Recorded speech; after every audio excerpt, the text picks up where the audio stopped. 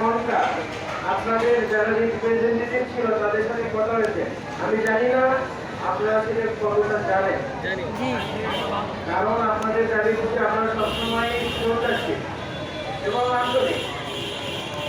এখন যেহেতু সুখী মহোদয় বিজেপি যাচ্ছেন, আমি আজকেও ফোন করেছি, আমি একটা ওয়ার্কশপে ছিলাম, এসে দেখলাম আপনারা গেট বন্ধ করেছেন, তাই পুলিশ এসে সেজন্য ধন্যবাদ জানাই। এটুকু বিনম্রতা আপনারা সৃষ্টি করে নিতে হবে, আন্দোলনের অংশ হিসেবে আপনাকে এটা করতে হয়েছে।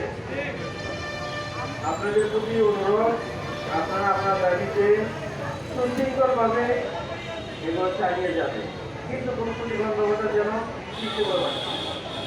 আমি সকালবেলা উপদেষ্টা মহোদয়কে ফোন দিয়েছি, সচিব মহোদয়কে ফোন দিয়েছি, ওনারা মিটিং আছেন বিধায় ওখানে যারা সমন্বয়ের কাছে আপনাদের মতো ছাত্র সমন্বয়ের কাছে ওখানে 4-5 জন কাজ করে, তার মধ্যে একজন ডাক্তার আছেন, ডাক্তার মাহমুদ, তাদের সাথে আপনাদের নেতৃবৃন্দ 21 মিনিট ধরে কথা বলেছে। উনি বলেছেন আগামী বৃহস্পতিবার আপনাদের 3 জন নেতৃবৃন্দ থাকবেন এবং আপনারা 2 জন ছাত্র প্রতিনিধি থাকবেন, এটা আপনারা সিলেক্ট করবেন। তাদের জন্য যাবতীয় ব্যবস্থা নিশ্চিত করা থাকবে, পাস দেওয়া থাকবে, নাম সব দিয়ে থাকবে, সব করেছে। আপনাদের দাবি নিয়ে কথাবার্তা হবে পুরো ওই বৃহস্পতিবার সকাল 11টায় সময় দিয়েছে। তার সাথে প্রাথমিকভাবে তার সাথে আলাপ করে নিচ্ছি, উপদেষ্টা মহোদয় আপনাদের সঙ্গে কথা বলবেন।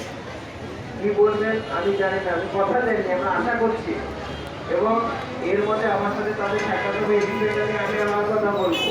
তবে আপনারা যে দাবিগুলো করেছেন 3 মিনিট সময় লাগবে, আপনারা জেনে খুশি হবেন অন্তর্বর্তীকালীন সরকার যার নেতৃত্বে চলছে ডক্টর মোহাম্মদ ইউনূস সহ আমাদের উপদেষ্টা মহোদয় সহ আমাদের মন্ত্রণালয়ের সবাই আন্তরিক যে কোথায় কত পোস্ট শূন্য আছে এই ইনফরমেশনগুলো আমরা আবার দিয়েছি, আবার দিচ্ছি। বিশেষ করে কেন্দ্রীয় অভাবে কোথায় জনবলের অভাবে কোন কোন বড় যন্ত্র চলছে না এই রিপোর্টও আমরা দিয়ে দিয়েছি। এখন পথ শূন্য থেকে আপনাদের এগুলো পথ পূরণের ব্যবস্থা হবে, সময় লাগে, নিয়ম দেওয়া হবে। আপনাদের ব্যাপারে যে ট্রান্সফারের একটা বাধ্যবাধকতা ছিল, সেটি আমি আসার আগে সারা মন্ত্রণালয়ের কাগজ দিয়েছে, ওই কাগজটা প্রজ্ঞাপন জারির জন্য আমি সচিবের হাতে ধরাই দিয়ে আসছি। এখন আপনারা একটা আলাদা পরিদপ্তর চেয়েছেন, আপনাদের ডিপ্লোমা ফার্মাসি এবং টেকনোলজিস্টের জন্য নতুন গ্রেড দিয়েছেন, যারা গ্রাজুয়েট তাদের জন্য নবম গ্রেড দিয়েছেন, আপনাদের কমিশন চেয়েছেন, আপনাদের ইউনিভার্সিটি খেয়েছেন, হবে ভিতরে ধারাবাহিকতার বিষয় আছে, এগুলো উপদেশ দেখাতে যান, আপনারা আপনাদের নেতৃত্বে যান। আমরা আশা করি একটা নিশ্চয়ই সন্তোষজনক একটা ফলাফল নিয়ে আপনারা ঘরে ফিরতে পারবেন।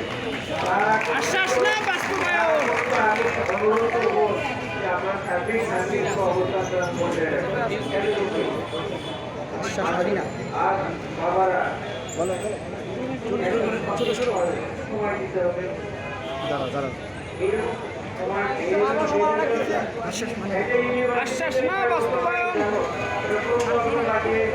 তারপরে অনেক কিছু লাগে। আস্তে আস্তে তোমাদের আন্দোলন শুরু হয়েছে, কিন্তু আপনারা কি চাচ্ছেন আপনাকে আলোচনা করেন এর মধ্যে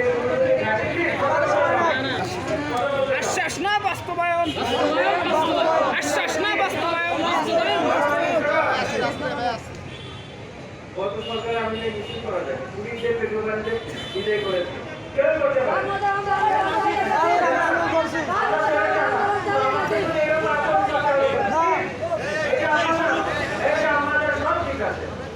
বিষয়টা হচ্ছে তোমার সাপেক্ষ বিষয়, সহযোগিতা লাগবে, সময় দিতে হবে, সময় না দিতে হবে। একদিন 4 দিনের মতো একটা কতটা পাশে কাটতে হবে।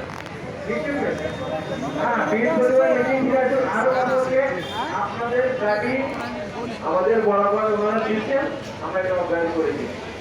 বৃহস্পতিবার আলোচনা কি হয় তার পরিবর্তিতে পরবর্তী আলোচনা হবে। আমাদের দ্বার সবসময় খোলা আছে, আমরা সবসময় আন্তরিক। এবং তোমাদের যৌক্তিক দাবির প্রতি আমরা সমর্থন জানাই। সবাইকে ধন্যবাদ। আসসালামু আলাইকুম। আশ্বাস মানি না